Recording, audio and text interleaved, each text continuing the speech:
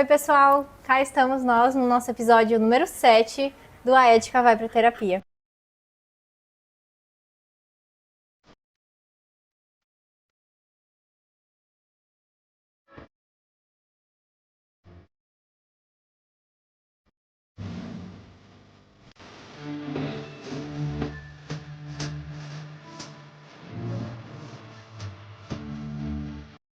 E eu tô aqui com a Júlia.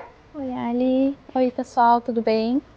Bom, Ju, te apresenta aí pro pessoal. E, pessoal, a Nina também tá aqui, então assim, a gente vai tentar manejar. Ela tá participando. Ela tá participando, viu? Então, meu nome é Júlia Torres, eu sou psicóloga, sou formada pela PUC, tenho especialização em terapia cognitivo-comportamental, em terapia do esquema, em psicopatologia, em algumas outras especializações e formações. E atualmente eu trabalho só no meu consultório particular, mas já trabalhei em transição psiquiátrica e tudo mais. Ju, acho que tu trouxe um pouco assim, mas o que na tua jornada te guiou a esse trabalho com dependência química? Então, quando eu estava na faculdade, eu fui fazer o meu estágio de psicopato e de psicopatologia, e aí eu não fui sem pretensão nenhuma para fazer seleção no São Pedro com a Renata Brasil, e aí eu passei, né? E aí eu comecei a ter muito contato. Na época era dentro da unidade de dependência química masculina do São Pedro, e aí a gente fazia as entrevistas iniciais com os pacientes, fazia as triagens, fazia os grupos e acompanhava o seminário teórico e tudo mais. E aí eu acabei entrando nesse mundo da Renata, né? Grande Renata. E acabei criando uma relação, um vínculo muito forte com ela. Saí do meu estágio de psicopato, fui fazer um outro estágio extracurricular também no São Pedro, mas não com ela. E aí depois eu fiz os meus outros 2 anos de clínica no São Pedro também. Aí um ano foi na unidade de dependência química e teve a pandemia no meio também. E o outro ano foi na Mário Martins masculina, que é pacientes mais crônicos, graves e tal. Então eu comecei a ter contato com a dependência química ali e comecei a gostar bastante, né? Eu acho que ela é muito... As pessoas têm uma visão muito preconceituosa de trabalhar com dependência química, né? E a Renata não. Então ela acabou passando um pouco dessa paixão, dessa é possível, o que a gente pode fazer, o que as pessoas podem fazer. E aí eu acabei me interessando com isso e comecei. Como eu tive toda essa vivência no estágio, depois eu saí e fui trabalhar numa clínica psiquiátrica, as pessoas acabam me encaminhando pacientes com dependência química, né? Sim, que é uma demanda super necessária, né? E que a gente não tem muitos profissionais também que têm um foco nisso, ou que trabalham muitas vezes. Então, é isso, né? Encontra uma pessoa, um profissional que trabalha e vai fazendo esses direcionamentos, né? Exatamente, é bem difícil de tu achar hoje em dia profissionais que te falem eu gosto de trabalhar com dependência química. O que a gente mais escuta, menina, o que a gente mais escuta é não, dependência química não funciona, é só frustração, tu vai perder dinheiro. E aí a psicologia ela acaba muito... tem até uma dificuldade da gente se especializar nisso, da gente conhecer, porque é um tema que é mais difícil. E realmente é frustrante em algum ponto trabalhar com isso, né? Mas também é recompensador em tantos outros. Sim, muito bacana. E, bom, eu acho que a gente pode passar, assim, para essa próxima pergunta, assim, mas como tu definiria dependência química sob a perspectiva psicológica, né? E o que diferencia o uso, o abuso e a dependência em si? Tá. Então, assim, o uso é um uso que a gente considera... Eu não gosto muito de usar a palavra normal, mas é um uso normal. Por exemplo, assim, eu saio de noite e eu tomo uma taça de vinho, eu tomo uma garrafa de vinho com meu marido e tudo mais. Às vezes eu bebo, né? Isso é o que a gente chama de uso.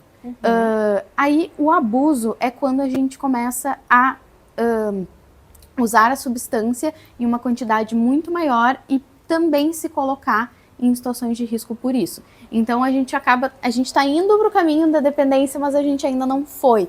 Hoje em dia as pessoas até falam de um uso nocivo, né? Que o abuso seria um uso nocivo. Então a gente tem prejuízos, mas a gente continua usando e eles não fazem com que a gente perca algumas coisas. Então a gente tem prejuízo na família, às vezes nas relações, mas a gente ainda consegue manter. Então digamos assim, eu fico de ressaca e aí eu não vou trabalhar, mas não é toda semana que eu faço isso. Isso seria o abuso. E a dependência, então, é quando se torna um uso completamente problemático. Então, ele precisa nos trazer o que a gente chama, né, segundo o Manual de Prejuízo Clinicamente Significativo, né, ele precisa durar pelo menos 12 meses, né, então pelo menos um ano, e atender a pelo menos 2 dos critérios que os manuais apresentam. Então, eu preciso ter esforços mal sucedidos para parar a substância, eu preciso gastar muito tempo do meu dia, da minha vida em função de ou buscar a substância, ou de usar a substância, ou de me recuperar dela depois, no outro dia. Eu acabo desenvolvendo uma tolerância, então eu preciso de muito mais para ter o mesmo efeito que eu tinha, né? Eu costumava, às vezes quando eu explico para algumas pessoas, como se a gente começa a usar o álcool, a cocaína, para que tu sinta prazer, né? E aí depois a gente começa a usar para que a gente fique bem.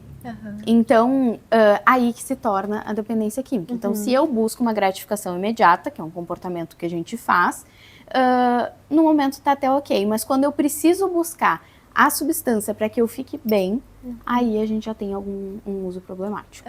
Que aí seria essa dependência, né? Eu preciso da droga, né? Eu preciso da substância, então eu sinto vontade, fissura para usar, eu já tentei parar várias vezes e não consegui, eu tenho prejuízos clinicamente significativos na minha família, eu tenho brigas, saí de casa, minha mulher me expulsou de casa, eu tenho problemas no trabalho, fui demitido, eu estou recebendo muitas punições por causa desse comportamento.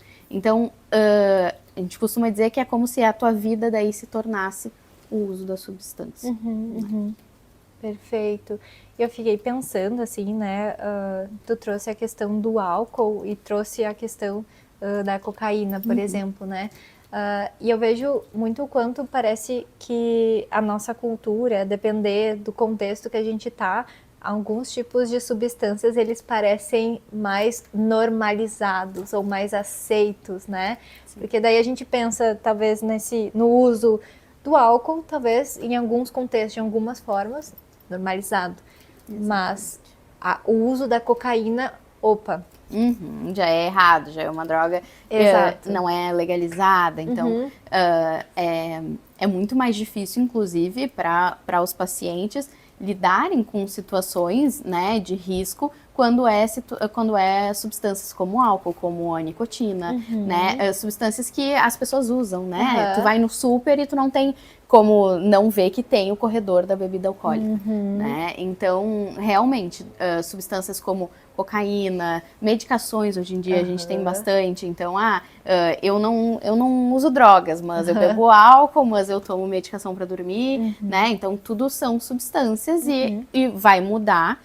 O nosso comportamento com elas muda a partir de a gente exagera, a gente usa o que tem que usar, a gente tem um uso ok ou um uso abusivo, vai mudando tudo que a nossa relação com elas.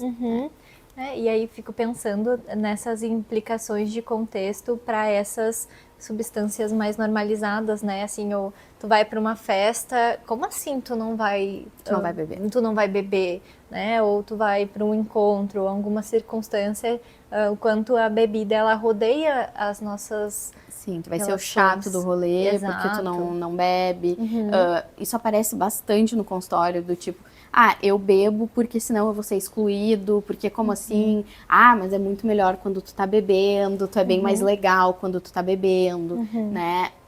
E aí, por vezes, a pessoa com o uso abusivo ou uma dependência, ela se torna a alegria da festa, né? Então, porque ele faz piada, ele ri, ele canta, então a gente quer essa pessoa, a gente não quer a pessoa que fala que não vai beber, né? Então, é bem difícil no início, inclusive o que a gente trabalha com os pacientes é que venham, no início eles usam desculpas mesmo, né? Então, hoje eu tô tomando uma medicação, hoje eu tô doente, não vou poder beber, para que a gente vá encorajando e fortalecendo ele na terapia, para que daí ele fale que não vai beber. Porque provavelmente se tu fala, não, eu não estou mais bebendo, eu parei de beber, vão vir pessoas, mas como assim? Todo mundo bebe, ressaca é normal, né? As pessoas têm ressaca mesmo, isso não é um problema. E na verdade, para algumas pessoas é um problema, né? E é difícil admitir e também se desviar dessas coisas. Então, eu vou no super e eu não passo no corredor, né, da bebida. Eu vou numa festa e tem bebida na minha frente, eu não vou beber. Às vezes até na família, né? Tipo, o churrasco de domingo sempre tem cerveja. Tá, mas o fulano tem problema com bebida. Então, não, mas a gente não vai parar de beber por causa do fulano. E aí, isso torna bem mais difícil, né? Que as pessoas consigam enfrentar isso. Para realmente poder pensar nesse trabalho com esse indivíduo que também vai estar alinhado com esse contexto, né? Exatamente. Não dá pra gente seguir o protocolo quadradinho sempre, porque, eu tenho um problema com bebida, mas eu trabalho com bebida, mas eu tô sempre saindo pra jantar, né? E as pessoas bebem, então a gente precisa adaptar também a fala e ao comportamento da pessoa nisso. Perfeito. Eu fico muito pensando assim, até talvez, né, na nossa região aqui, que é o Rio Grande do Sul, que tem, né, uma descendência muitas vezes alemã, né, italiana, que tem essa coisa muitas vezes da abundância de bebida, né, e o quanto esses contextos eles também vão importando, né, se a gente pensa, sei lá, né, culturas do Oriente Médio, em que não há uso. Não se bebe, né? Não se bebe, né? Então, acho que é difícil a gente falar, não sei se para ti faz sentido, mas a gente falar de um transtorno, né, aqui que eu uso de substâncias, e não falar também de um contexto, né? Isso realmente acontece muito. É muito comum a gente trabalhar, então vamos trabalhar na abstinência de substância e pessoas falam, tá, mas é que todo mundo à minha volta bebe, né? Como que eu não vou beber? Isso faz parte. Desde pequeno a minha família bebia, às vezes tem famílias, às vezes até mais do interior, que os pais dão bebida quando criança, né? É só um vinhozinho, não faz nada, né? O sagu com álcool. Exatamente. E aí a pessoa vai crescendo nesse contexto. E aí a gente querer tirar é difícil. A gente costuma falar que aquilo é um prazer para a pessoa. Então, beber é um prazer. E acaba que a gente associa vários prazeres. Então, a bebida, ela entra junto com o churrasco de domingo. Então, são dois prazeres juntos. Aí, quando eu for fazer só o churrasco sem a bebida, desconectou a experiência. Vai ser muito chato. Né? Então, quando a gente trabalha também, por exemplo, abstinência de cigarro, que a pessoa está tentando parar de fumar, uma das primeiras coisas que a gente faz é que ela vai só fumar fumando. Então, ela não vai fumar tomando cafezinho, porque depois que a gente tirar o cigarro, quando ela for tomar o café, ela vai ter fissura da bebida, do cigarro. Então, que a pessoa só faça aquilo e não junte duas coisas, porque depois da gente fazer, para ela ir fazer de novo esse comportamento, vai ser muito mais difícil.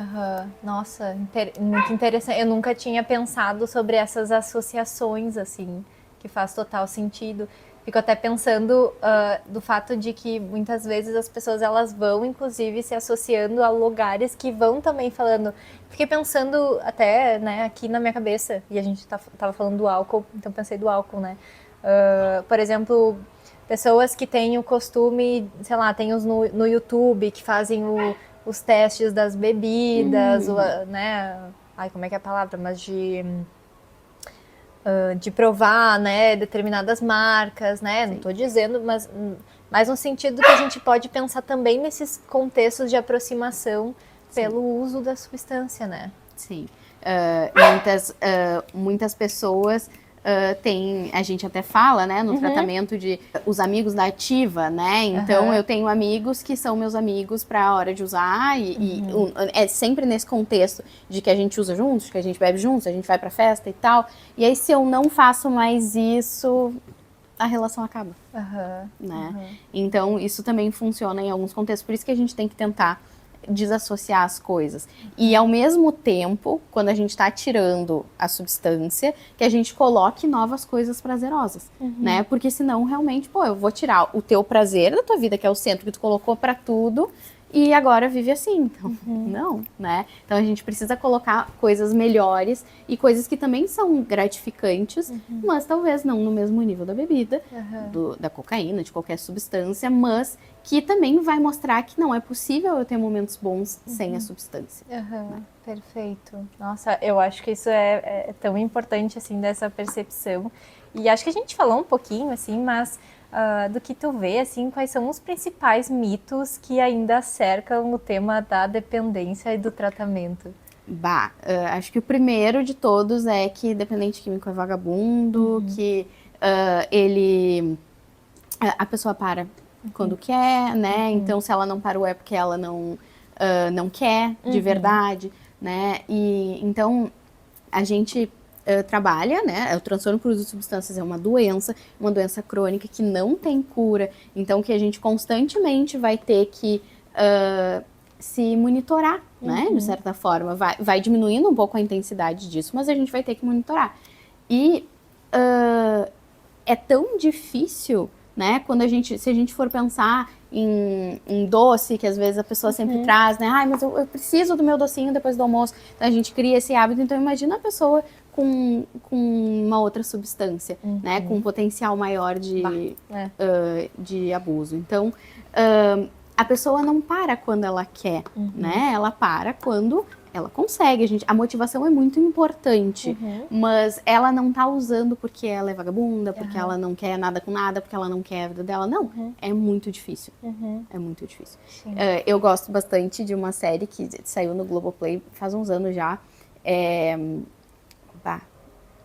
Putz, depois eu te falo o nome, mas entre o coração, algo assim, que mostra a história de uma médica dependente de crack, de cocaína, e também em comparação ao pai dela, que é dependente de álcool.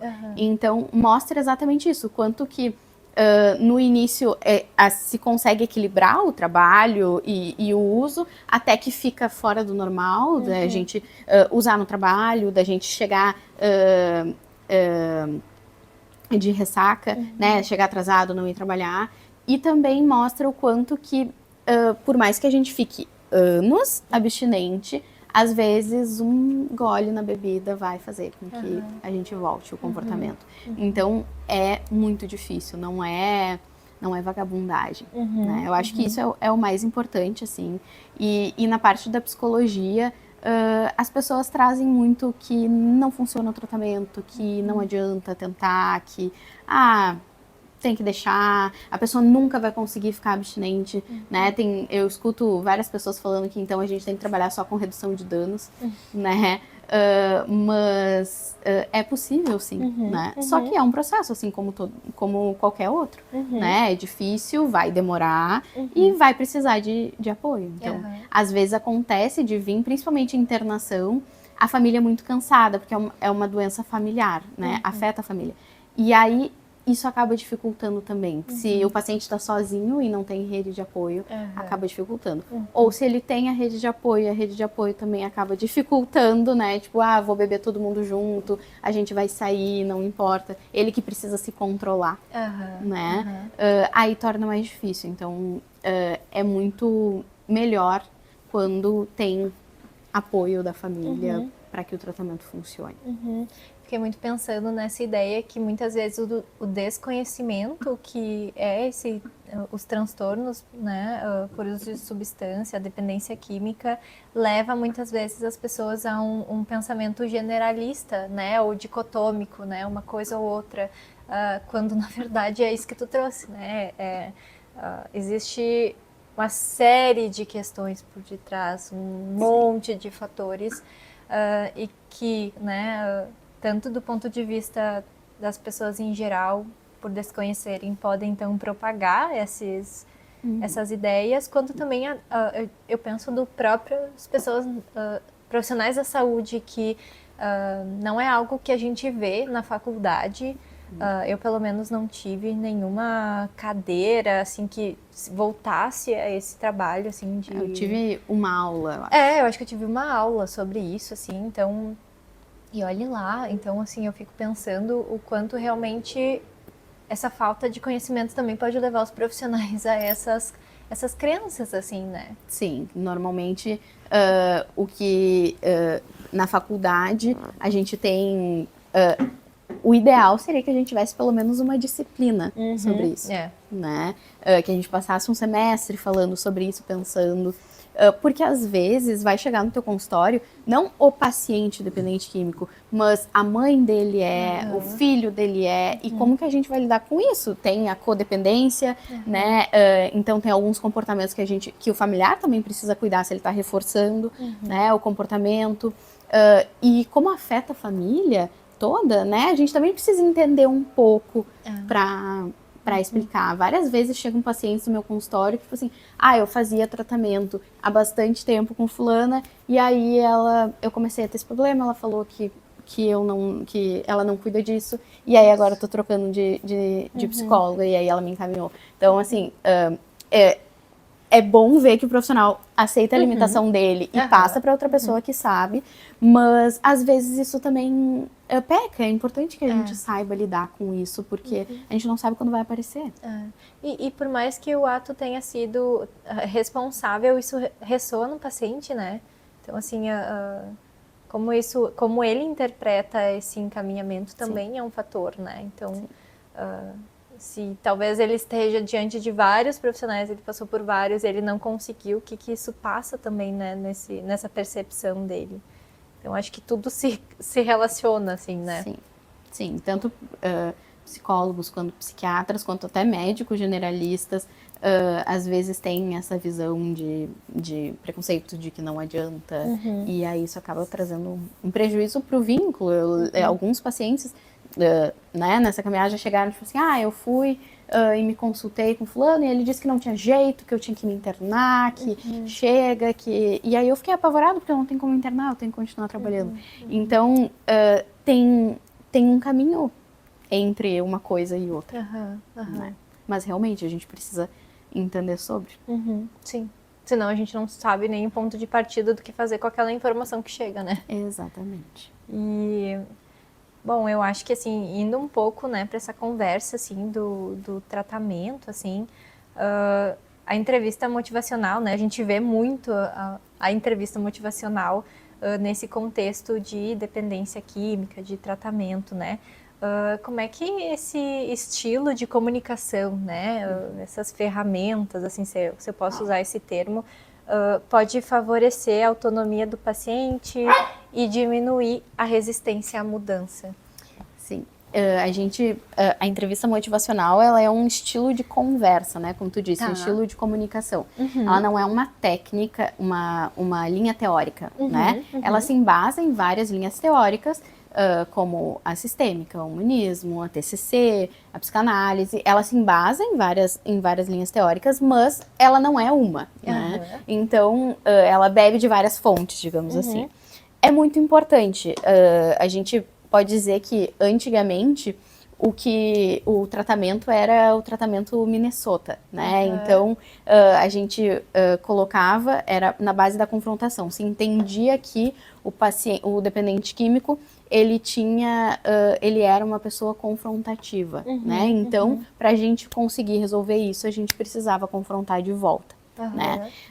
E aí foi feito um estudo, o Weiland fez um estudo de 40 anos, né, com dependentes químicos, para se entender se eles tinham esses mecanismos de defesa, né, se era específico deles. E aí foi visto que não, que é como uma pessoa normal. Quando a gente é atacado, a gente costuma atacar de volta, né? Isso é o que a gente chama de reatância na TCC.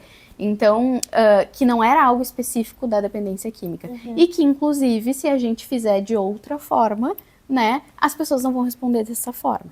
Então, a gente não precisa falar de dependência química, mas se me atacarem, é muito comum que eu ataque de volta para me defender, né? Então, eles achavam que era exclusivo da dependência química, mas não, isso é um mecanismo de defesa, né? E aí, a partir daí, começou os estudos do Miller e do Honig sobre entrevista motivacional, né? E foi se vendo que funcionava muito mais. Então, a gente precisa ter uma postura acolhedora, a gente não julgar o paciente, não querer escolher por ele. Então, às vezes, a pessoa vai cair no vício de mas a bebida está te trazendo prejuízo, então por que tu continua usando, né? Então a gente precisa também enxergar de uma outra forma. Quem conduz onde a gente anda é o paciente. Eu costumo dizer que realmente o maior especialista no paciente é ele mesmo. Então, quando ele chega no meu consultório, eu já falo isso para ele. Tu não vai... eu não tô aqui para escolher se tu vai parar de usar, se tu vai continuar usando. Isso é uma escolha tua, né? Eu tô aqui para caminhar do teu lado, então é isso que a gente fala na entrevista motivacional. Eu não vou caminhar na frente do paciente, então eu não vou estar num estágio motivacional acima dele, então eu pensando que meu paciente já quer parar de usar, e ele tá lá ainda ambivalente, será que eu paro, será que eu não paro? E eu também não vou estar atrás do meu paciente, eu tenho que estar do lado dele. Então, se no momento ele tá pré-contemplativo, ou seja, ele não vê problema no uso, a gente vai trabalhar sobre a pré-contemplação. Agora, ele foi para a contemplação, ele viu, mas ele ainda está ambivalente, a gente vai trabalhar isso. Porque senão não funciona, né? Muitas vezes, e isso já aconteceu, eu lembro no meu estágio, de eu tá atendendo um paciente, não, mas aplicando técnicas de manejo da fissura e tal, e o paciente não faz as coisas. E aí, quando a gente vai perceber, tá, mas ele não faz porque ele não quer parar de usar ainda, né? Então, não adianta eu estar lá na frente se eu tenho que voltar e tá. Então, vamos utilizar, assim, daí as técnicas da entrevista motivacional. A gente trabalha bastante com valores, né, do paciente. A gente faz balança decisória, né, entre vantagens e desvantagens de usar, de não usar, né? A gente costuma colocar peso mesmo para que o paciente consiga perceber, né, o que pesa mais e o que não pesa. E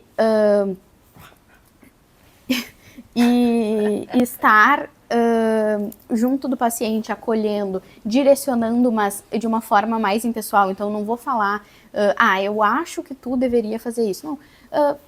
Pacientes meus, né, pessoas que costumam ter um problema parecido com o teu, eles costumam fazer isso. O que tu acha de fazer isso também?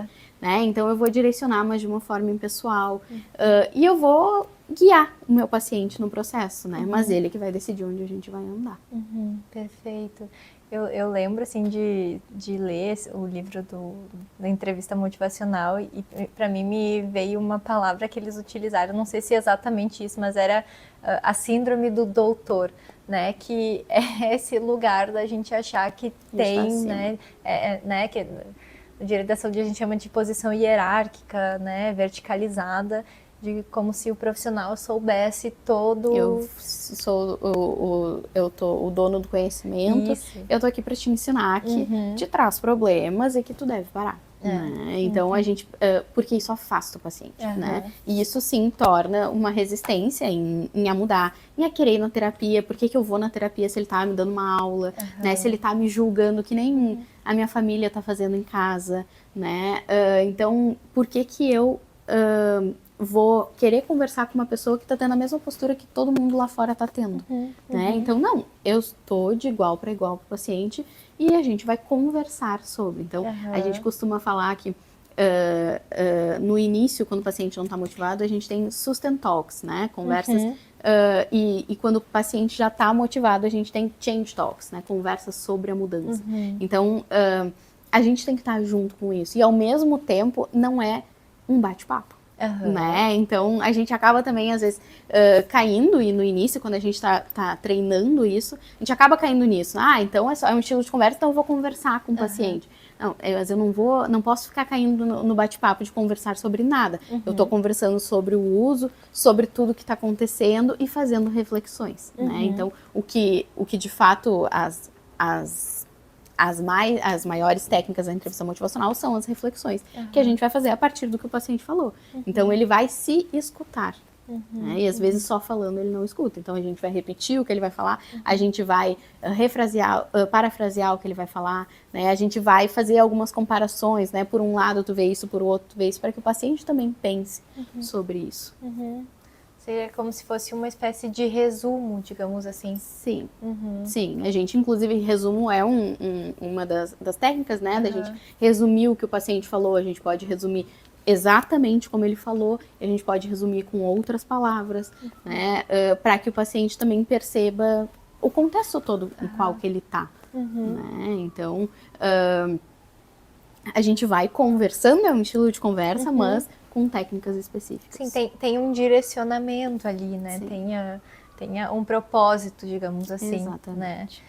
E eu lembro, assim, que uma das coisas que eu achei muito legal na entrevista é que ele fala que as motivações do paciente a gente vai coletando numa espécie de buquê. Então, a gente vai buscando isso para realmente, nesse jardim que é, né, o contexto, a vida do paciente, para realmente buscar, talvez ali, em algum momento, essa mudança, né? Exatamente, buscar quais são os valores do paciente, se ele está próximo, o quanto o comportamento dele o aproxima ou distancia desses valores que são importantes para ele, né? Então, a família é muito importante para mim, saúde, religião, tá, e o quanto tu tá bebendo, usando cocaína, tá te afastando da tua família, tá te afastando da tua religião, né? Às vezes, a gente não percebe isso, né? Às vezes a gente precisa, né, em todas as circunstâncias que outra pessoa nos diga isso. Então, a partir do que a gente vai também conhecendo e o paciente vai trazendo, a gente vai entendendo quais são as motivações e mostrando para ele isso.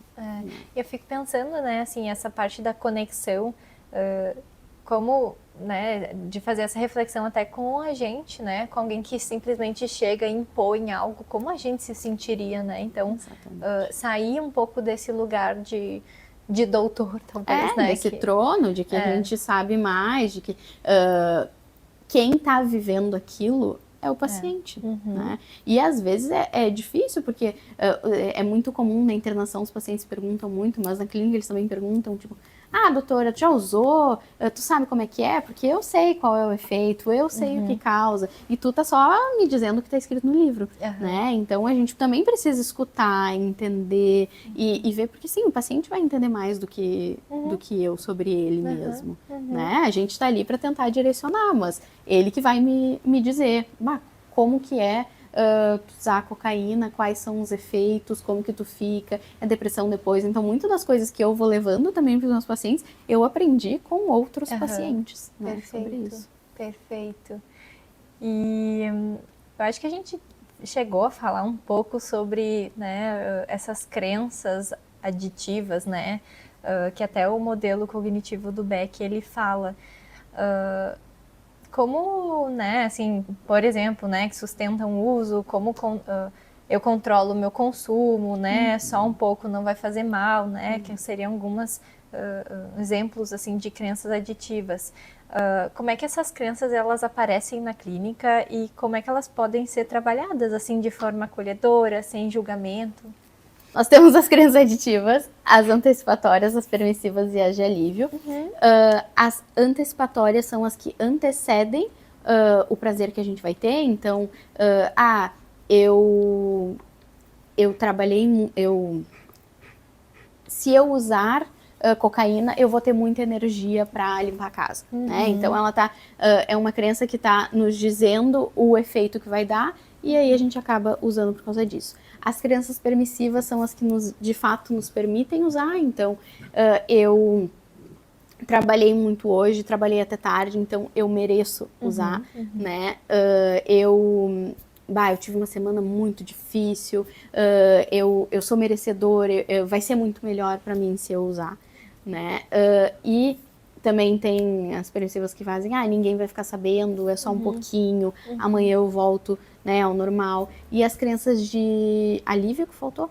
As crenças de alívio são essas do tipo, eu tive um dia muito difícil e eu vou me aliviar se eu usar a substância. Então vai ser melhor para mim se eu usar, eu mereço usar. Então elas é um pouco diferente das permissivas, mas elas andam meio juntas. Sim, são parecidas, assim.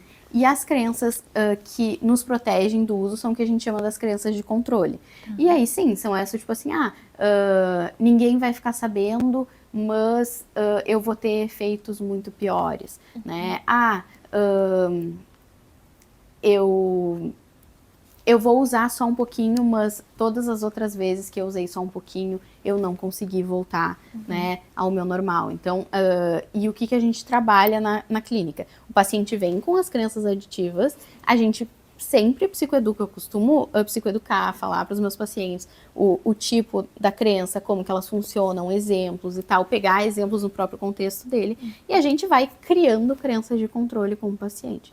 Então, aí a gente vai fazer bem um trabalho de TCC mesmo, de trabalhar quais são as crenças, identificar. Então, a gente usa também o RPD, né? Mas com um registro da fissura junto adicional. Então, vai ter ali a situação, emoção, comportamento, e aí fissura de 0 a 10. Né? E aí, a partir daí, vão vir os pensamentos e as crenças do paciente em relação à bebida. Então, fiquei sozinho em casa, minha mulher saiu de casa.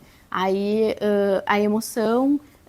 eu fiquei animado porque eu estava sozinha em casa. O comportamento, me veio um pensamento de que ela nem vai ficar sabendo, é só um pouquinho, eu posso usar depois, quando ela chegar já vai ter até passado o efeito. E o comportamento eu vou lá e eu uso. E aí a fissura, risco de o quanto estava a minha fissura, quando ela saiu de casa estava 10. A fissura seria A fissura é a vontade, o desejo muito grande de consumir a substância. Então a gente costuma dizer que a fissura, e ela é orgânica, ela é física, a pessoa realmente, o corpo realmente pede a substância, já está acostumado com a substância, né? Mas a gente costuma dizer que ela, o orgânico dela dura em torno de 8 a 10 minutos, né? Segundo estudos que avaliaram isso. Então, o que acontece muitas vezes, às vezes a gente fala isso para os pacientes e eles falam, nossa, não, eu fico o dia inteiro com fissura, horas, 8 a 10 minutos não é nada. E aí a gente faz que o paciente fica chocando a fissura, a gente costuma fazer isso com a ansiedade também. Então, ela dura de 8 a 10 minutos organicamente, mas eu fico pensando nela. Então, se eu ficar nesses 8 a 10 minutos pensando, eu tive uma vez um caso que o paciente, eu fiquei, é só 10 minutos, é só 10 minutos, é só 10 minutos. Mas não adiantou de ser, porque a gente precisava se distrair nesse momento. Então, a gente precisa, assim como numa crise de ansiedade, a gente precisa distrair, né? Para tirar o foco disso. Então, se eu pego nesses 10 minutos que começou a me dar fissura e eu vou tomar um banho, eu vou comer alguma coisa alternativa, eu vou conversar com alguém que não use, né? Quando vi, passou os 10 minutos e eu nem tô mais com vontade.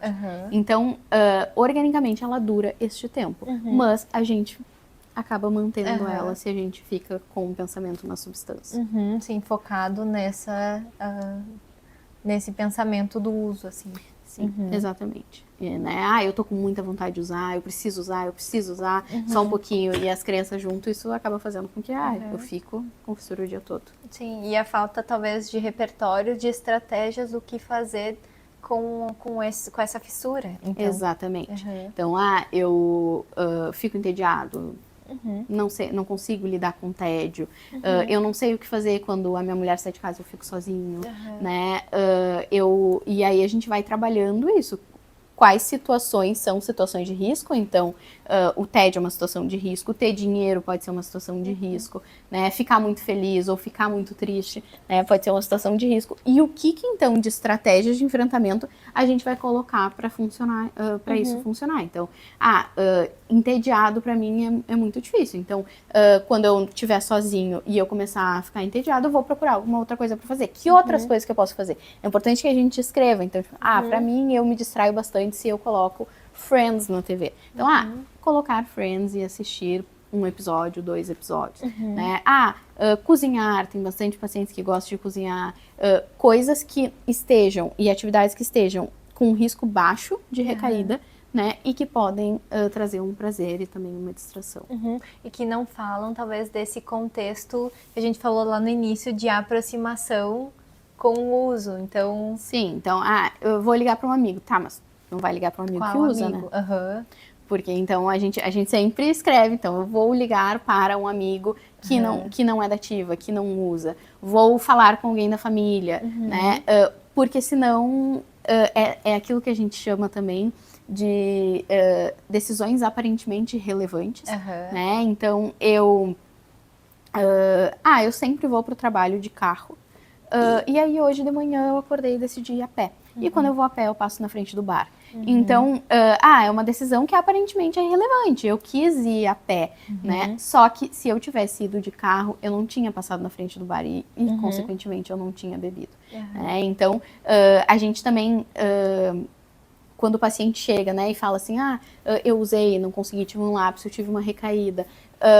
Tá, mas peraí, me conta o que aconteceu, como que foi antes disso, o que deu no teu dia que a gente acabou indo usar, né? E aí eu também costumo psicoeducar os pacientes sobre isso. São aquelas decisões que aparentemente são irrelevantes, mas elas são muito importantes e elas mudam todo o resto, né? Então, tipo assim, eu tirei folga no dia depois da festa, porque daí eu não ia faltar ao trabalho e aí eu ia me acabar bebendo. Então, então a gente precisa ter o trabalho no outro dia para ter um horário para sair. Então, daí a gente vai criando as estratégias de enfrentamento. É muito legal, porque com o tempo o paciente mesmo vai trazendo, me veio na cabeça eu não trabalhar no outro dia, eu ficar até as 5 da manhã, mas aí eu lembrei e disse assim, não, mas se eu fizer isso, eu provavelmente vou acabar bebendo mais. Então, eu escolhi que eu ia trabalhar no outro dia. Então, o paciente, a gente vai identificando na sessão para que o paciente também possa ir identificando fora. Ai, que bacana, assim, essa ideia até de quase... Fiquei pensando no mapeamento dos cenários, das crenças, das ideias de decisões, assim, e o quanto isso realmente, por mais que a gente tenha, né, protocolos, né, específicos, isso é específico de cada paciente, né? Sim, assim como a gente trabalha, né, as crenças, o registro de pensamentos funcional, a gente também pensa, como eu disse, a gente falou no início, de atividades prazerosas, então a gente vai criar, talvez no início, quando esteja mais difícil de não usar, uma rotina específica do que tu vai fazer. Eu vou sair para trabalhar a tal horário, eu vou chegar em casa a tal horário, eu vou almoçar, daí eu vou ficar com a minha família. Uma rotina de atividades. Então, eu gosto muito de sair para passear com o meu cachorro. Eu vou levar ele para sair para passear mais de uma vez por dia, se isso me traz prazer, para que a gente vá substituindo o prazer que a substância traz. Porque senão a pessoa vai ter uma vida ruim, né? O único prazer que eu tinha era a substância, aí tu me tira a substância, realmente a minha vida tá muito ruim. Né? E aí vai fazer com que a pessoa busque a substância mais vezes. Então, não, a gente tem que construir e montar uma vida tão boa quanto. Né? Sim, né? E fico pensando em não reforçar talvez essa crença que pode vir de que, bom, eu não tenho prazer em nada, só tenho na substância, então vou voltar para a substância mesmo, porque é isso. Exatamente. Muitas vezes as pessoas não sabem o que elas gostam. Né? E aí a gente precisa ir direcionando e mostrando e dando exemplos. Será que tu não vai gostar? Quem sabe tu tenta. E aí ela vai vendo que, eu posso ir numa festa e ser legal e me divertir tanto quanto eu ia e bebia. Né? Às vezes até se eu vou e vou sóbrio, eu lembro das coisas que eu fiz, né? Então eu posso lembrar no outro dia e participar das conversas, eu não fico perdido tentando pensar o que aconteceu, vendo foto, tentando... Não, eu realmente tô lá, eu tô conectado com o que tá acontecendo. Perfeito, nossa, incrível, assim. E eu fiquei pensando, assim, né... Tu acha, assim, que a dependência, ela pode ser compreendida também como uma forma de lidar com uma dor? Sim, com certeza. A gente vê bastante isso. Transtorno de personalidade, por exemplo, né? Eu quero me anestesiar, então eu vou lá e eu bebo, eu uso outra substância, né? E, na verdade, né, entra como, na terapia do esquema, a gente fala de um protetor autoaliviador, né? Então, eu uso a bebida, a cocaína, num momento de dor, e aí eu esqueço, né? Eu não me conecto com o que está acontecendo, né? De uma certa forma, pode ter sido adaptativo por um bom tempo, de eu não me conectar, porque a dor era muito grande, mas eu também não me conecto a nada, não me conecto às coisas positivas que podem vir disso, um amigo que pode me ajudar, alguém que pode estar ali pro meu lado, né? Então, a gente fica sempre alerta a situações que podem ser, né, de risco, como situações tristes, como uma dor muito grande, né, o familiar internou, um familiar faleceu, né, eu perdi o emprego, né, a minha mulher terminou comigo. A gente sempre fica alerta a isso para que a gente possa procurar outras formas de nos regular que não seja usando a substância. Então, eu tô muito triste, eu tô com uma dor muito grande, eu vou lá e eu uso e resolve. Mas resolve naquele minuto, depois eu tenho que usar de novo. Né? Então, a gente trabalhar também estratégias de regulação, estratégias para lidar com essas coisas, faz parte do tratamento. E pensando como uma estratégia mesmo de evitação, assim, né? E aí, talvez em algum momento não sentir, deu certo. E aí que a gente falou lá na primeira pergunta, né? É um uso que aí começa a se formando ali que eu preciso dessa substância para lidar com o meu dia a dia. Assim, exatamente. Né? Eu cheguei num dia muito cansativo do trabalho e eu bebi um copo de uísque.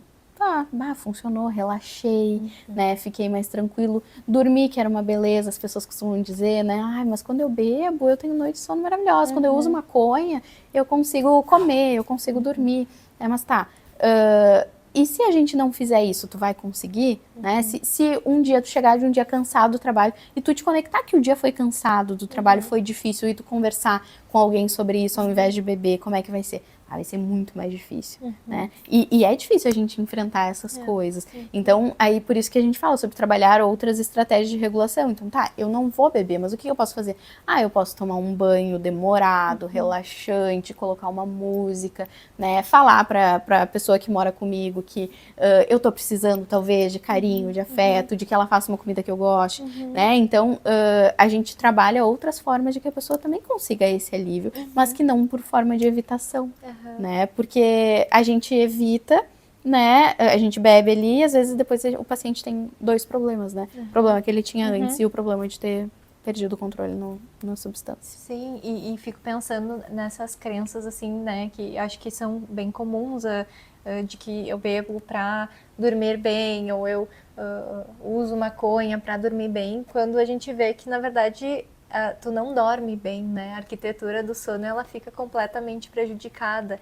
E que talvez aí depois, no outro dia, tu tá realmente tão cansado e aí tu fica mais estressado, tem, né, uma desregulação. E aí, sim. E tu bebe de novo. E aí, quanto, né, é fácil, talvez, para muitos pacientes se perderem nisso e aí virar realmente a questão da dependência, né? Sim, é muito comum, né, as pessoas falarem que, quando eu tô ansiosa, só o meu cigarro me acalma. Né? E aí, se a gente for ver base, né, estrutural da substância, né, a nicotina é uma substância estimulante do sistema nervoso central. Então, se eu tô ansiosa, eu usar uma substância que vai deixar o meu cérebro funcionando mais rápido ainda, eu vou ficar mais ansiosa. Né? É o comportamento, é o pegar o cigarro que me acalma, eu já tô acostumada a fazer isso, né? Mas se a gente for perceber, a verdade é que tu não fica mais calma, né? Então, eu vou beber para descansar porque é uma droga depressora. As pessoas costumam entender que, porque é uma droga depressora, então automaticamente a pessoa vai funcionar devagar. E não, é o nosso cérebro que tá funcionando devagar, tanto que tem pessoas que bebem e ficam muito animadas, muito agitadas e gritam e brincam. Tem pessoas que bebem e dormem, né? Então, a gente entender isso também faz parte do tratamento, de que o paciente possa entender o que é, do que é feito. Então, as pessoas costumam achar que a maconha é uma droga depressora, né? Porque as pessoas ficam relaxadas, elas dormem, mas a maconha é uma droga alucinógena, né? Então, ela bagunça todo o nosso cérebro, toda a nossa cabeça. Então, as pessoas podem ter alucinações auditivas, visuais sobre o uso, né?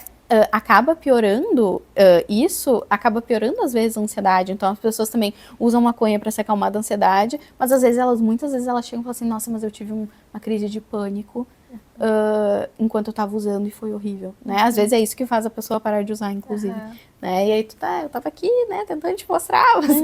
então às vezes o paciente precisa ver com os próprios olhos dele para entender. Que eu acho que talvez seja a etapa, não sei, da psicoeducação ali, né? Sim, sim, a gente, é muito importante que tu possa psicoeducar o que é o transtorno por uso de substâncias, quais são as situações de risco que a pessoa pode ter, quais são as estratégias de enfrentamento, o que é cada droga, né? É muito comum que a pessoa use álcool e cocaína juntos, né? E o álcool é uma substância depressora do sistema nervoso central e a cocaína é uma substância estimulante do sistema nervoso central. Então, é como se as pessoas costumam usar o álcool, e aí quando elas estão, né, caindo assim de sono, elas usam a cocaína para subir, e aí quando o efeito da cocaína está muito alto, elas bebem de novo. Só que daí a gente cria uma nova substância no nosso organismo, que é o coquetileno. E é como se a gente apertasse o freio do carro e o acelerador ao mesmo tempo. O que acontece com o carro? Funde o motor, né? Então a gente tem muito mais chance de ter um infarto se a gente usa as duas substâncias. Então, se chega um paciente pra mim e fala assim, eu uso cocaína, tá, e tu bebe junto? Aí eu bebo. Então, a primeira coisa que a gente vai fazer é tentar não fazer as duas coisas juntas, né? Porque tu tem um risco muito maior de infartar usando as duas substâncias juntas. Então, a gente precisa ir de passos pequenos, né? Não, vai parar de usar tudo. Não, vamos separar.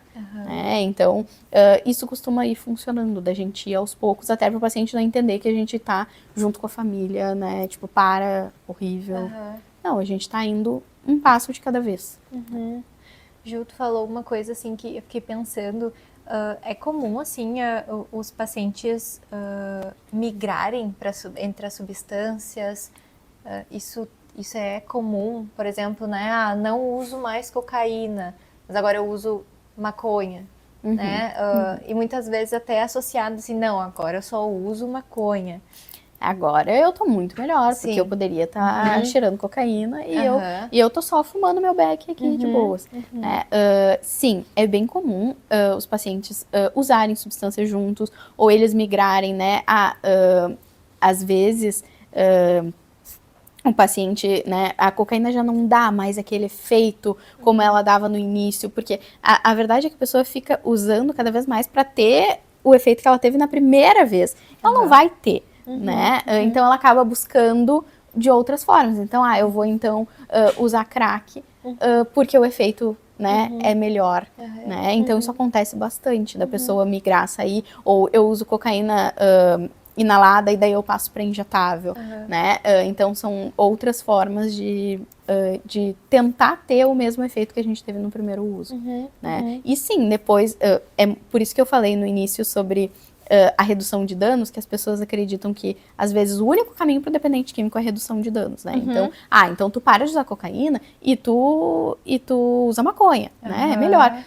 Só que daí o paciente, ele alucina quando ele usa maconha. Então, o quanto que eu tô trocando uma droga pela outra, as pessoas têm muito essa visão que a maconha, ela não é tão prejudicial assim quanto a cocaína, quanto o crack, né? O álcool também não, né? Então, não, só um pouquinho. O cigarro, tá tudo bem, pelo menos ele fuma cigarro. Não, a gente precisa entender todo o contexto do paciente. Tem pacientes que, de fato, a redução de danos é o melhor que a gente pode fazer. Agora, tem outros pacientes que a gente pode tentar uma abstinência total e talvez ele tenha efeitos positivos a partir disso, né? Porque, se o meu paciente alucina quando ele usa maconha, eu não posso sair, né? Não é uma droga pior, né? A maconha aumenta 400 vezes a chance da gente ter um surto psicótico. Né? Então, é como se fosse uma roleta russa. Eu posso usar hoje e não ter nada, eu posso usar amanhã e ter. Né? Assim como eu posso usar várias vezes e do nada eu tenho um surto psicótico. Então a gente não tem como saber. Né? Então não tem uma droga melhor ou pior do que a outra, porque é como funciona para o paciente, como que naquele contexto dele vai ajudar ou vai piorar. Perfeito. E aí eu acho que entra também o contexto cultural, né? Então, aqui o álcool como sendo algo comum, normal, talvez em alguns outros países que tem a liberação da maconha também como sendo algo normal, né? E que como se era antigamente, as pessoas fumavam cigarro nos restaurantes, né? Em empresas, em qualquer todo lugar, contexto, né? A pessoa podia fumar. Hoje em dia isso diminui bastante, assim como o não beber no estádio, por exemplo. É só aqui no Rio Grande do Sul. E já aconteceu de alguns casos da pessoa assim, eu fui num jogo que não era no Rio Grande do Sul, e foi terrível pro paciente. Às vezes o paciente acha que, não, é uma bobagem, não tem porquê, as pessoas acham horrível. Foi uma luta para. Eu lembro que a Beade e a Renata lutaram para conseguir isso, porque para de fato concretizar que não se pode beber no estádio, porque as pessoas acham, então a pessoa bebe fora, né? Mas uma hora ela vai entrar pro jogo. E a gente ter essa pausa, esse momento, e isso diminui muito as chances de agressão, de brigas, porque tem pessoas que realmente vão para aproveitar o jogo, e elas entram no estádio, e a partir do momento que elas entram, elas não podem mais beber.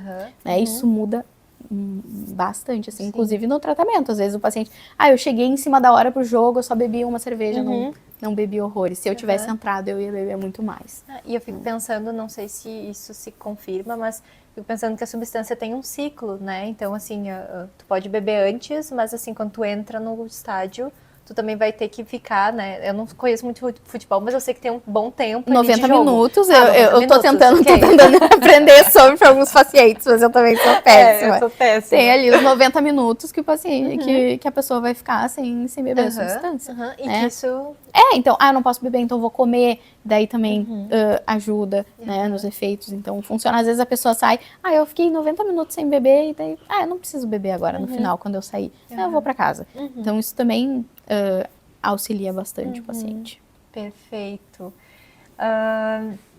E assim, né, não sei se isso, né, tenha né, algo que tu conseguiria responder, assim, mas existem tipos de adição que tu encontra mais na prática clínica?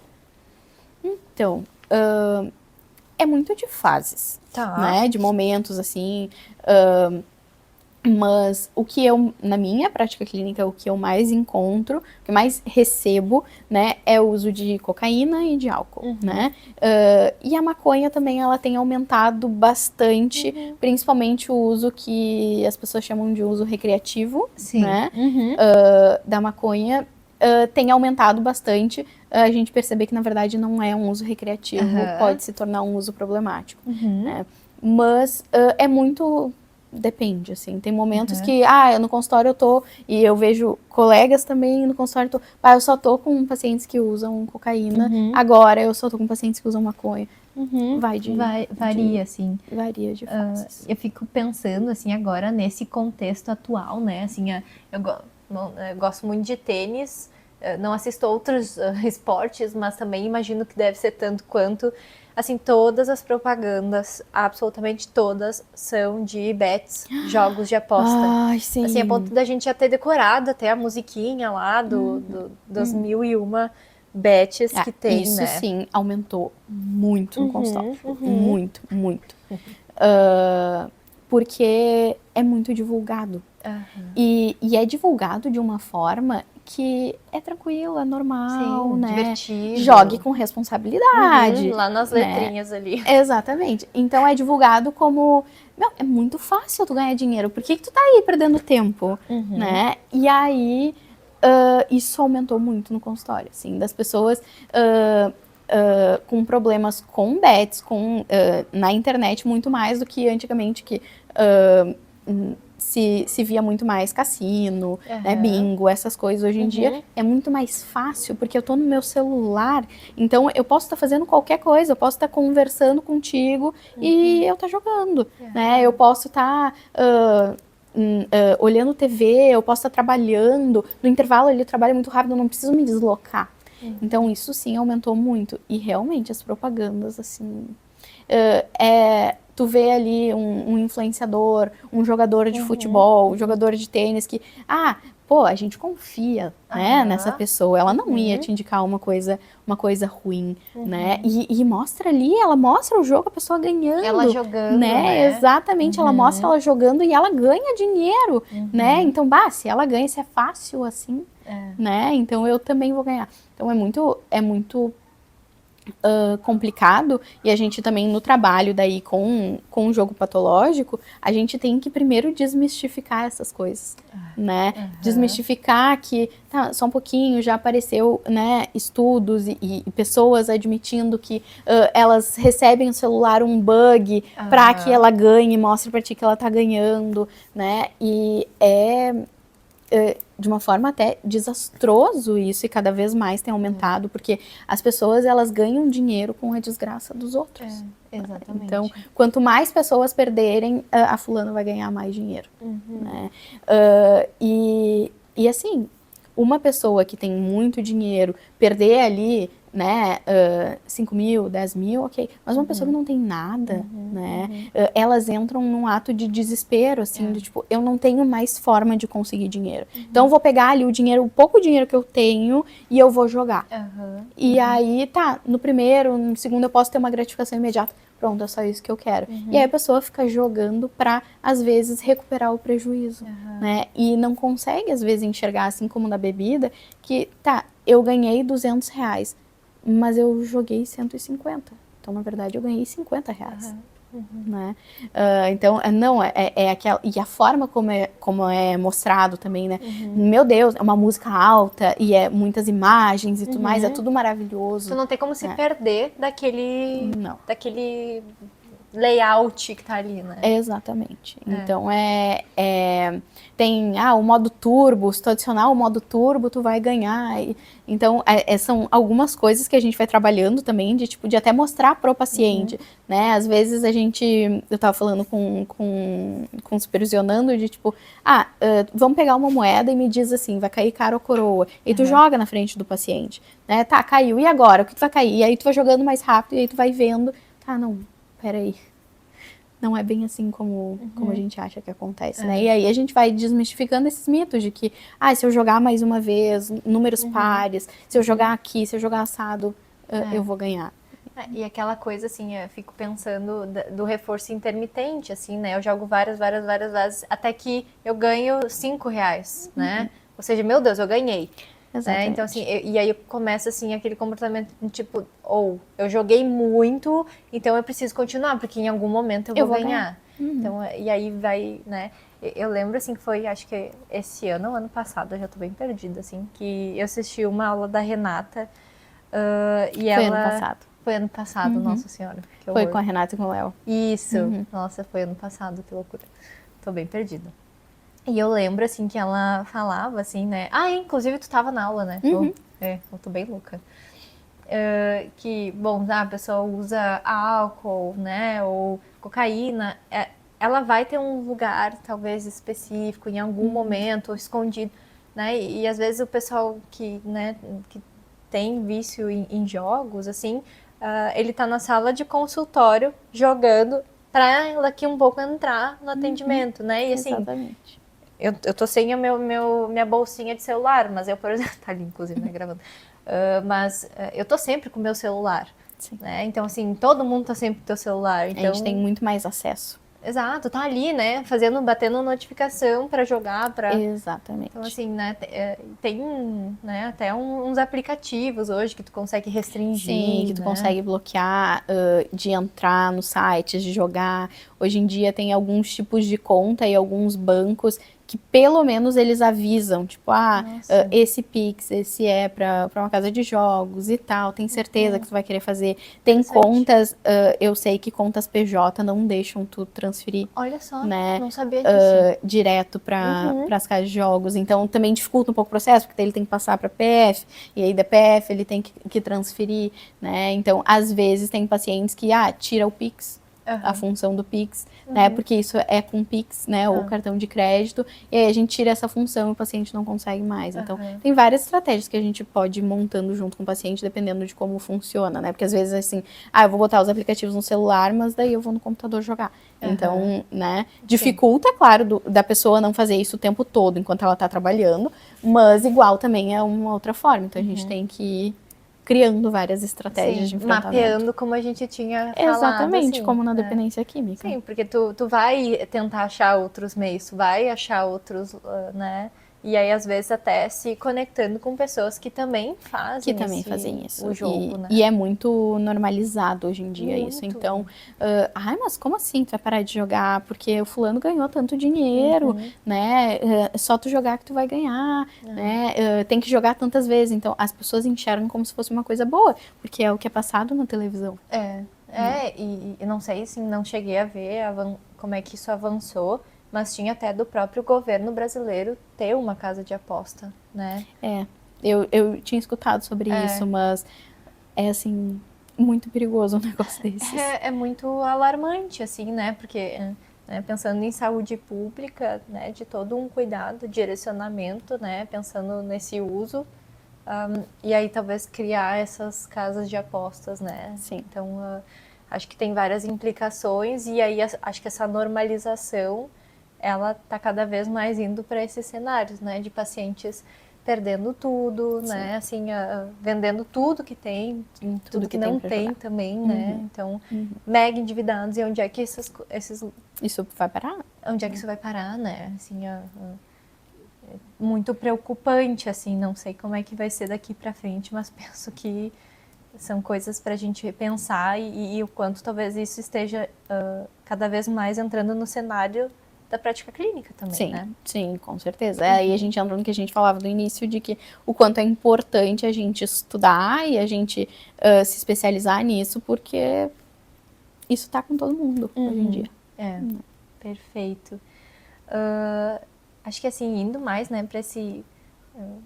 pro final, assim, mas pensando assim nas estratégias clínicas, acho que a gente pincelou muito, assim, né, também, mas assim, quais as estratégias clínicas tu vê como mais eficazes para esse trabalho com a dependência, assim? Eu sei que é uma pergunta meio generalista, assim, mas...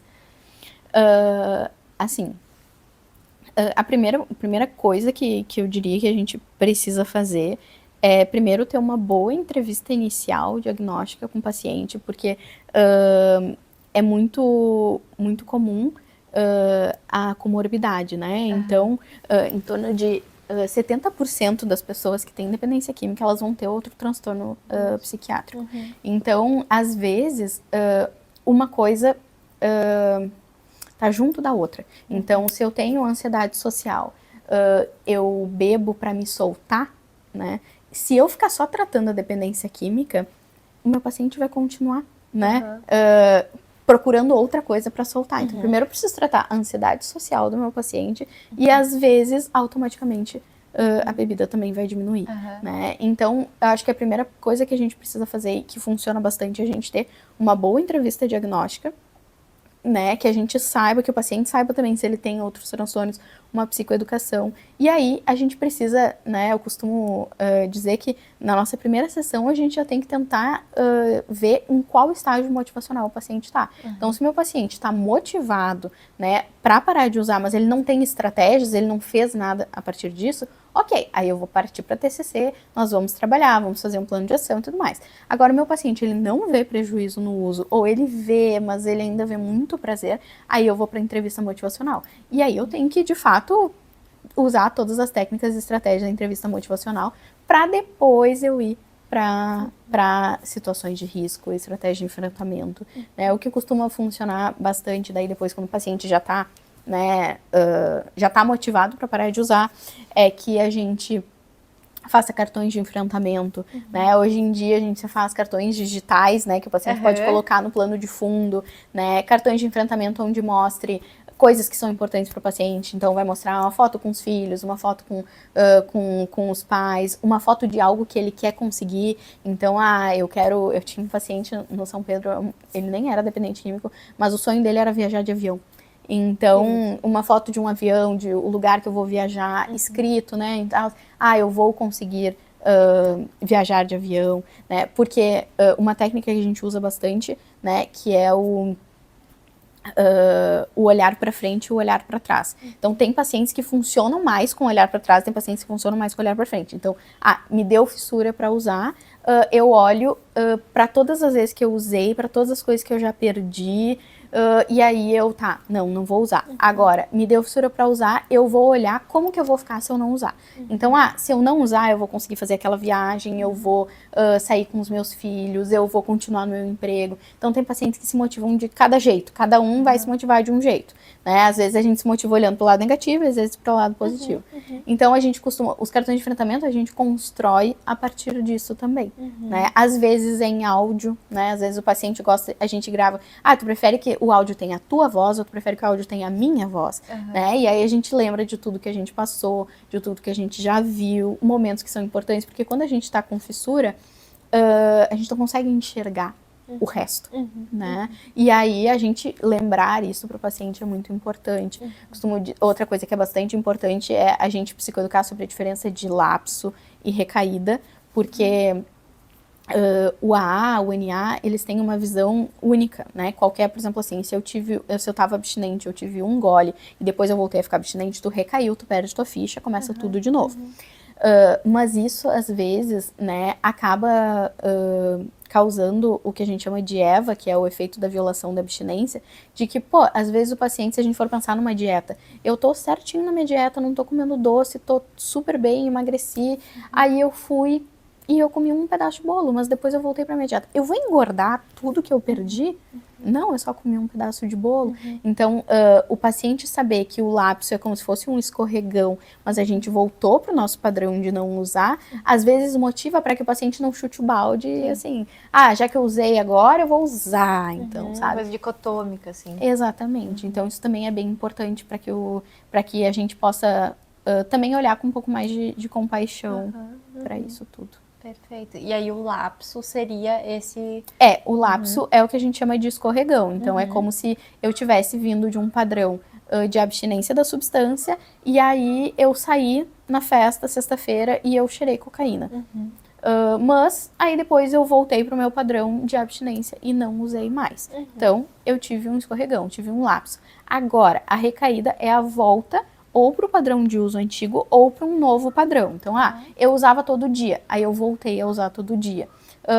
Ou agora eu uso só nos sábados. Todo sábado eu uso. Então, a gente costuma dizer que tu não pode programar um lapso. Né? Se tu programa um lapso, ele já é uma recaída. Então, a gente pode mudar o nosso padrão. Mas antes eu usava todo dia, agora eu só uso no final de semana. Tu continua tendo um padrão de uso. É diferente. O lapso, ele é inesperado, a gente não planeja, ele acontece e depois a gente consegue voltar pro normal. Perfeito. Nossa, muito interessante. Não sabia essas duas terminologias, assim. E, Ju, assim, em que situações a gente pensa na internação do paciente? Sim. Primeiro, se a gente for pensar num modo mais geral, né, a gente interna uma pessoa quando ela está apresentando um risco para si ou um risco para outras pessoas, né? Então, isso é uma coisa importante de avaliar também na dependência química, porque às vezes a dependência química faz com que a pessoa esteja apresentando um risco para si, ela não consegue mais voltar para casa, ela está na rua, está se colocando em situações de risco, né? Aí a gente interna. Às vezes a pessoa começa a ter pensamentos suicidas ou começa a ter alucinações, né? E aí ela está colocando em risco ela mesma e está colocando em risco outras pessoas também. Então, eu sempre digo que esse é o maior critério para mim. Se meu paciente usa ou não usa, ele está apresentando um risco para ele ou para outra pessoa e a gente não consegue manejar isso, ou seja, ele não tem uma rede de apoio ou não está funcionando a situação, ou ele está tão mal que ele não consegue fazer outras coisas que ele só usa, né?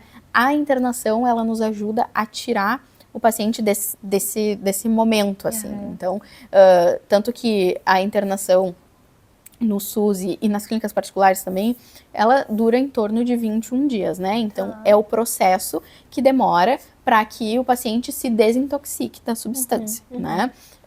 E aí, depois, ele fica ainda 6 meses podendo ter efeito da substância. Então, a gente ainda demora, segundo o DSM, 6 meses, na CID é 1 mês, para que a gente diagnostique a pessoa sobre o uso. Então, por exemplo, assim, é um transtorno do humor bipolar,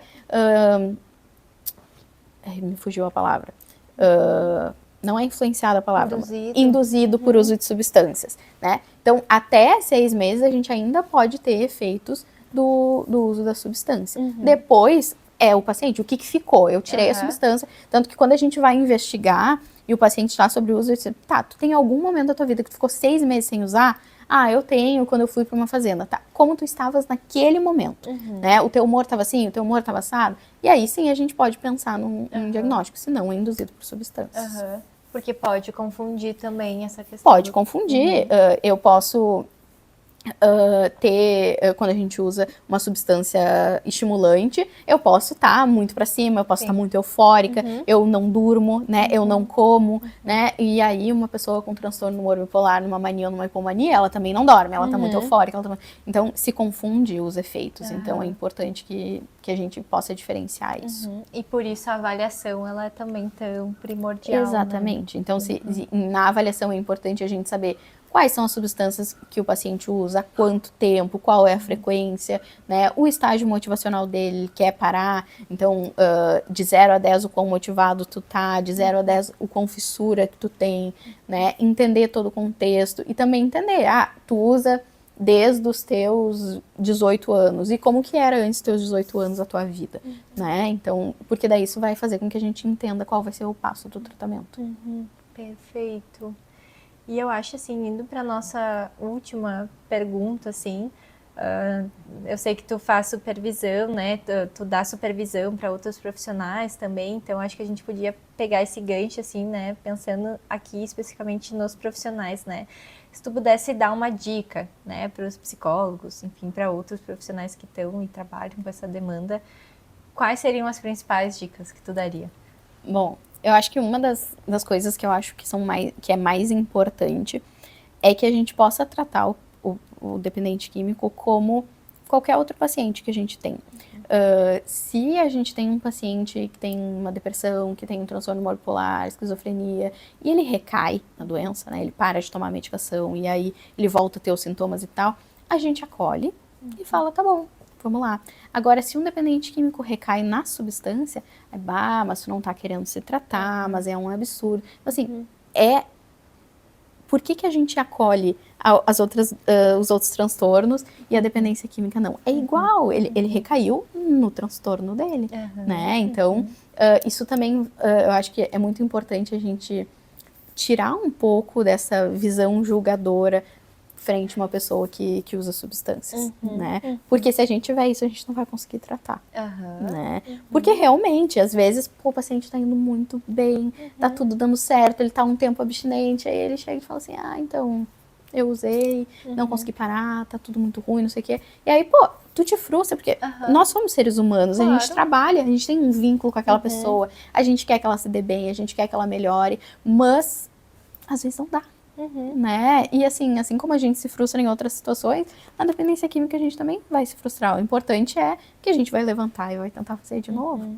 Perfeito. E eu acho que o conhecimento a respeito do transtorno também te faz, acho, de certa forma, se colocar nesse lugar de esperar também que esses lapsos, essas Exatamente, recaídas né? aconteçam, né? Um dos estágios motivacionais é a recaída.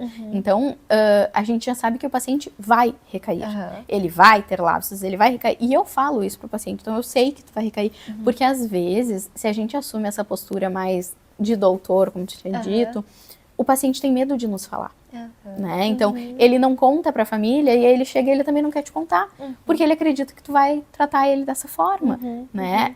E aí o vínculo não funciona porque, se tu não me traz o que tá acontecendo, eu não tenho como te ajudar. Né? Mas tudo depende da forma como a gente encara. Então, se o paciente chega pra mim, vem na sessão, ele recaiu, mas ele veio na sessão e me contou, eu disse, nossa, eu tô muito feliz e te agradeço por tu ter vindo, né? E por tu ter me contado.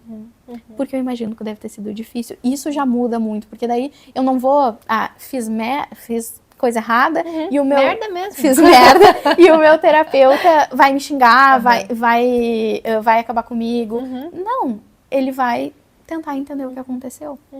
Porque acho que é um ato de coragem também poder se vulnerabilizar. Se vulnerabilizar, né? E aí eu acho que é isso também, se colocar, né? A gente falou muito sobre ver a perspectiva do paciente, né? E acho que isso também faz parte, né? Poxa, que bom que tu trouxe isso, né? Que ato de coragem, né? Exatamente. Fazer isso. Eu imagino que não deve ter sido nada fácil, né? Mas eu tô aqui pra te ajudar, a gente vai tentar ir de novo e o que tu já fez, o que a gente pode fazer. E vamos de novo, né? Assim como a gente faz com um paciente deprimido que para de tomar medicação. Né? Na caixinha de todas as outras possibilidades que também acontecem. Exatamente. Circunstâncias parecidas, né? Bom, Ju, eu simplesmente, assim, eu amei a nossa conversa. Eu não tenho nem como descrever o quanto que eu aprendi aqui Ah, que contigo. ótimo. E Eu gostei tenho. muito. Ai, Muito obrigada pelo convite, ai, eu que pela agradeço. Nina, maravilhosa. E assim, né, eu tenho certeza que todo mundo que tá ouvindo, com certeza também aprendeu muito. E se o pessoal, assim, quiser te procurar, onde eles podem te achar? No meu Instagram é Julia B. Torres Psi. E pode me mandar um direct, a gente Uhum, conversa e eu posto pouco do meu trabalho, uhum. mas às vezes eu posto algumas coisinhas. Maravilhosa. E, pessoal, muito obrigada por vocês terem assistido. Eu espero que vocês tenham gostado. Comentem, né? Compartilhem, curtam aqui pra gente fazer valer esse conteúdo aí que a gente tá criando. E a gente se vê no próximo episódio. Tchau, tchau. Tchau!